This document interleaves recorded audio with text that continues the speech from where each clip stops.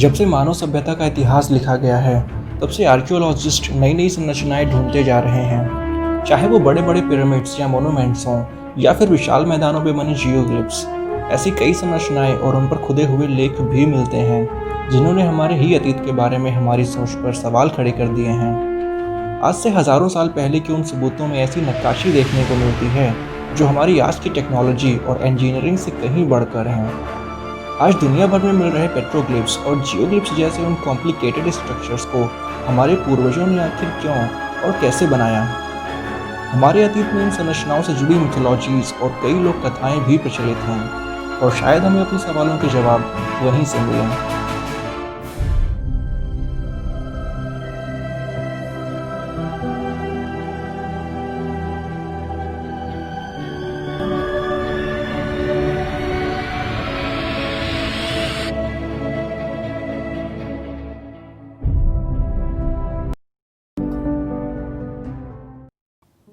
17 दिसंबर 1903 दो अमेरिकन भाई ऑर्विली और विल्बर राइट ने दुनिया के पहले मोटर ऑपरेटेड एयरक्राफ्ट का आविष्कार किया और किटी हॉक, नॉर्थ कैरोलिना में अपनी पहली उड़ान भरी।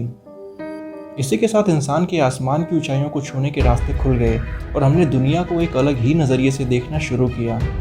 हमारे एयरक्राफ्ट के आसमान में जाने के साथ ही हमें ज़मीन पर बनी कुछ ऐसी आकृतियाँ और संरचनाएं नजर आने लगीं जिन्हें ज़मीन पर रहकर ऑब्जर्व कर पाना लगभग नामुमकिन था। इंसानों और जानवरों से मिलते जुलते चित्रों के साथ साथ कुछ ऐसे अजीबोगरीब पैटर्न्स मिले हैं जिनका निर्माण काफ़ी बड़े पैमाने पर हुआ था, और ज़मीन पर बनी इन्हीं आकृतियों को हम जियोग्लिफ्स कहते हैं। 1930 के दशकों में इन जियोग्लिफ्स को काफ़ी अनोखा माना जाता था, लेकिन आज सैटेलाइट इमेजनरी की सहायता से हमें दुनिया भर में ऐसे हज़ारों जियोग्लिफ्स मिल रहे हैं जिन्होंने हमारे मन में कई सवाल खड़े कर दिए हैं। इन जियोग्लिफ्स को हम पेट्रोग्लिफ्स का विशाल रूप भी कह सकते हैं। पेट्रोग्लिफ्स असल में पत्थरों पर की जाने वाली नक्काशी है, जिसमें पत्थरों को तोड़कर उन पर चित्र उकेरे जाते हैं। ये पेट्रोग्लिफ्स अमेरिका, एशिया, अफ्रीका, दुनिया भर में पाए जाते हैं, और इनके जियोग्लिफ्स से गजब की समानता देखने को मिलती है। ज़मीन और पत्थरों पर मिलने वाली ये कलाकृतियाँ हज़ारों साल पुरानी हैं, लेकिन कुछ ऐसे ज्योमेट्रिक फॉर्म्स हैं जो हमें बार बार दिखाई देती हैं। कुछ ऐसे स्पाइरल्स और रेक्टेंगुलर फॉर्म्स हैं जो जियोग्लिफ्स और पेट्रोग्लिफ्स दोनों में दिखाई पड़ते हैं। इसी तरह का एक जियोग्लिफ है जिसे हम सन स्टार क्रॉस जियोग्लिफ के नाम से जानते हैं। ये एक तरह का मंडल है जो पेरू के नाज़का क्षेत्र में मिला है। इसमें कई तारे एक दूसरे से जुड़े हुए दिखाई पड़ते हैं, और यही नहीं, इसी तरह के मंडल हमें पूरी दुनिया में देखने को मिलते हैं। इस मंडल को बनाने में बहुत ही कॉम्प्लिकेटेड ज्योमेट्री का इस्तेमाल होता है। तो प्राचीन लोगों ने ज़मीन के ऊपर इतने बड़े पैमाने पर आखिर इसे कैसे बनाया होगा? और सबसे बड़ा सवाल ये है कि हमारे पूर्वज दुनिया भर में ऐसी चीज़ें आखिर क्यों बना रहे थे जिन्हें सिर्फ आसमान से ही देखा जा सकता है। ये जियोग्लिफ्स इतने बड़े हैं कि इन्हें स्पेस से भी देखा जा सकता है, जिससे एक बात तो जाहिर होती है कि ये संदेश हमारे लिए नहीं बल्कि उनके लिए थे जो वहाँ कहीं आसमान में रहते थे। 2013 में नॉर्थ वेस्ट नवाडा से खुदाई में कुछ चूना पत्थर मिले जिन पर प्राचीन चित्र बने हुए थे। कार्बन डेटिंग से पता चला कि इन पत्थरों पर ये पेट्रोग्लिफ्स लगभग 14,000 साल पहले बनाए गए थे। वहाँ के स्थानीय पायूट लोगों का कहना है कि उन चित्रों को उनके पूर्वजों ने नहीं बल्कि विशाल दानवों की एक नस्ल ने बनाया था, जिनका नाम था सेटिका।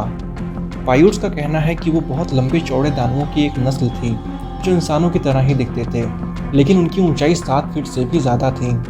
उन पत्थरों पर अजीब से जीवों के चित्र बने हुए हैं, और उनसे जुड़ी कहानियों और मिथकों में ऐसा कहा गया है कि उनकी उत्पत्ति दूसरे ग्रह के जीवों से हुई है।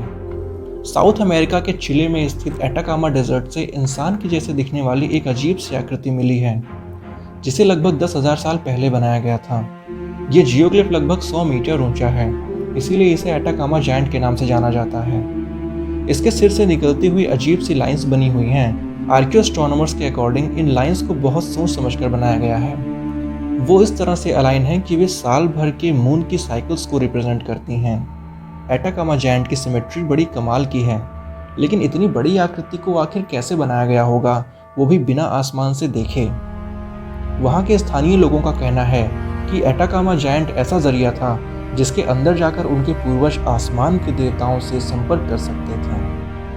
तो क्या वो उन जीवों की बात कर रहे थे जो शायद दूसरे ग्रह से आए थे और हमारे पूर्वज इन जियोग्लिफ्स का निर्माण उनसे दोबारा संपर्क करने के लिए कर रहे थे। एटाकामा डेजर्ट की ही तरह कैलिफोर्निया के ब्लाइथ में भी कुछ बहुत ही चौंका देने वाले जियोग्लिफ्स मिले हैं, जिन्हें ब्लाइथ इंटैग्लियोस कहते हैं। यहाँ के लोगों का कहना है कि इन इंटैग्लियोस को प्राचीन नाउहाटर लोगों ने बनाया था। यहाँ पर इंसानों, जानवरों और प्राचीन देवताओं की आकृतियाँ बनी हुई हैं। इन जियोग्लिफ्स में एज़टेक देवता क्वेटज़लकोएट्ल को भी दिखाया गया है, जिन्हें कोकोपेली भी कहते हैं। और ये दूसरी आकृति है सिसिमिट की, जो बिल्कुल भी किसी इंसान की तरह नहीं दिखते, वो किसी परग्रही जीव की तरह दिखाई दे रहे हैं। यहाँ के शिमेहुई लोगों का कहना है कि उनके सितारा देवता इस जगह पर आसमान से उतरे थे और इसीलिए उनके पूर्वजों ने ये आकृतियाँ बनाई और उन्हीं स्टार सिस्टम्स के साथ उन्हें अलाइन कर दिया ताकि हम भी उन कहानियों को जान सकें। यहाँ के एज़टेक मिथक में कहा गया है कि यहीं पर नाउहाटिल लोगों के पूर्वज एज़टेक्स का घर आज़लान हुआ करता था और उन लोगों ने वहाँ पर आने वाले परग्रही जीवों को भी देखा था। एज़टेक मिथोलॉजी में कहा गया है कि यहाँ पर आसमान से देवता आते थे और उन लोगों को जानकारी दिया करते थे। इन सब सबूतों से सवाल बार बार उठता है कि हमारे पूर्वज ऐसी चीज़ें बना क्यों रहे थे जिन्हें वे खुद नहीं देख सकते। इन प्रतीकों और चिन्हों को सिर्फ आसमान से ही देखा जा सकता है, इसलिए जाहिर है कि हमारे पूर्वज अंतरिक्ष से आए उन देवताओं के चित्र बना रहे थे जिससे वे उनसे फिर से संपर्क कर सकें। चित्रों के माध्यम से संपर्क करना या अपनी बातों को कहना शायद सबसे अच्छा साधन भी है, क्योंकि प्राचीन समय से ही हम कहानियों को चित्रों के माध्यम से समझते आए हैं। कहानियों को चित्रों के माध्यम से कहना और अपनी आने वाली पीढ़ियों तक उन्हें पहुंचाना काफ़ी अच्छा साधन रहा है। यहाँ तक कि आज के ज़माने में भी हम इंसान कहानियों या चेतावनियों को चित्रों के ज़रिए काफ़ी अच्छे से समझते हैं। फिर चाहे वो रोड पर लगे सिग्नल्स हों या फिर कॉमिक बुक्स, तस्वीरों के सहारे अपनी बातों को कहना सबसे अच्छा साधन माना जाता है। एस्ट्रोनॉट थियरिस्ट का भी कहना है कि जियोग्लिफ्स में बने वो इंसान, जानवर और पक्षियों के चित्र सिर्फ कोई कलाकृति नहीं बल्कि एक भाषा भी हो सकते हैं। और अगर हम प्राचीन मिस्र के हायरोग्लिफ्स को देखें जो वहाँ की प्राचीन इमारतों और उनकी दीवारों पर मिलती हैं, तो यही बात सामने आती है। लेकिन इंसानों के पास हायरोग्लिफ्स यानी चित्रलिपि कहाँ से आई, ये कोई नहीं जानता। प्राचीन मिस्र के लेख कहते हैं कि ये भाषा इंसानों को टॉथ देवता से मिली थी। प्राचीन मिस्र में इंसानों, जानवरों, चांद और सूरज के साथ साथ कई आकृतियाँ एक दूसरे के अगल बगल बनी हुई दिखाई पड़ती हैं। लेकिन ये सिर्फ आकृतियाँ नहीं बल्कि एक स्पष्ट भाषा थी और इसी को हायरोग्लिफिक कहते हैं। लेकिन इंसान आज तक इसे पढ़ नहीं पाए हैं। दुनिया भर में ऐसी कहानियाँ मिलती हैं जिनमें कहा गया है कि आसमान से देवता पृथ्वी पर आते थे और हम इंसानों को ज्ञान देते थे, हमें भाषा और विज्ञान की जानकारियाँ दिया करते थे। और इस बात का सबसे बड़ा सबूत है प्राचीन मिस्र में मशहूर बेनबेन स्टोन की कहानी। प्राचीन मिस्र के पिरामिड के लेख लगभग 4000 साल पुराने हैं और ये यहाँ के धार्मिक लेख भी हैं। इन लेखों में कहा गया है कि लोहे का बना हुआ एक पिरामिड के आकार का उल्का पिंड आसमान से सीधा पृथ्वी पर एक फायर बर्ड की तरह उतरा था, जिसे बेनबेन स्टोन कहा गया है। और यही नहीं, इस स्टोन ने पृथ्वी पर बड़ी ही कंट्रोल्ड लैंडिंग की थी। उससे कुछ लोग बाहर आए, वो रचना करने वाले पहले देवता थे। यहाँ तक कि इजिप्टोलॉजिस्ट भी कहते हैं कि इस तरह की आकृति आसमान से पृथ्वी पर उतरी थी। इस कहानी से ये नहीं लगता कि बेनबेन स्टोन शायद एक क्राफ्ट या स्पेसशिप हो सकता है? आखिर उस ज़माने के लोग जो टेक्नोलॉजी से हज़ारों साल दूर थे और आसमान में उड़ना तो दूर उसके बारे में सोच तक नहीं सकते थे, वो भला और किस तरह से किसी स्पेस क्राफ्ट या परग्रही जीव का उल्लेख करेंगे? जिस तरह से बेनबेन स्टोन के जिक्र किया गया है वो काफ़ी हद तक हमारे आज के पहले स्पेस क्राफ्ट से मिलता जुलता है। शायद इसी वजह से मिस्र के उन पिरामिड्स का निर्माण किया गया और उन्हें तारामंडलों के साथ अलाइन कर दिया गया। ये भी कहा गया है कि बेनबेन स्टोन पर हायरोग्लिफिक में कुछ लिखा हुआ था और वही वो समय था जब इंसानों ने पहली बार उस चित्रलिपि को देखा, वो भाषा जो उन देवताओं की थी। इन जियोग्लिफ्स, पेट्रोग्लिफ्स और हायरोग्लिफ्स में आखिर क्या कनेक्शन है, ये शायद तभी पता चल पाएगा जब हम इस भाषा को पढ़ना सीख जाएंगे। और तभी हमको ये भी पता लग पाएगा कि हमारे पूर्वजों ने हमारे लिए आखिर क्या संदेश छोड़े हैं।